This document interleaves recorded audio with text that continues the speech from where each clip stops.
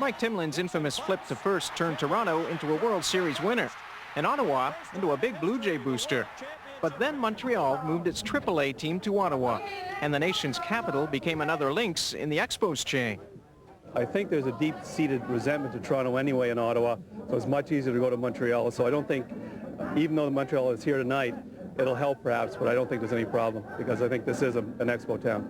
Well, I go to Montreal fairly often to see them, but it's nice to come to this park. It's a great park to watch baseball, and you're right down in the action, and it's nice to see them, playing the farm club. The last Montreal team to play here was the AAA Royals over 40 years ago, but Ottawa was Philadelphia's farm team.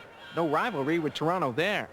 Now that Montreal owns the team, it has the advantage of knowing its future stars will play for the Lynx first.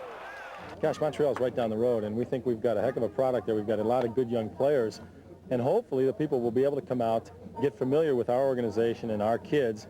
And the way we do business in Montreal, most of those kids end up in the big leagues. Yeah, I remember going to minor league games and now trying to follow them through and see exactly where they went and where they've been and becoming fans of one person. Picking, everybody has like a fan favorite, so you stick with that guy and follow him around, so they'll be able to follow him right to Montreal, so an hour down the road.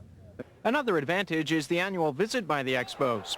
They know it will turn Lynx fans into Expo fans, especially the ones whose allegiance has yet to be won. Ottawa and Montreal, they kind of link together. I mean, there's only an hour and a half here, so I mean, if we can get people excited about Montreal baseball up there, and they're already excited about Ottawa baseball, so hopefully the two will go hand in hand and draw in some good fans.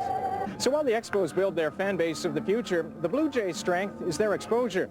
On TV alone, Blue Jay games outnumber Expo games 4-1 in the Ottawa area, which, when you think about it, brings up another question of divided loyalty.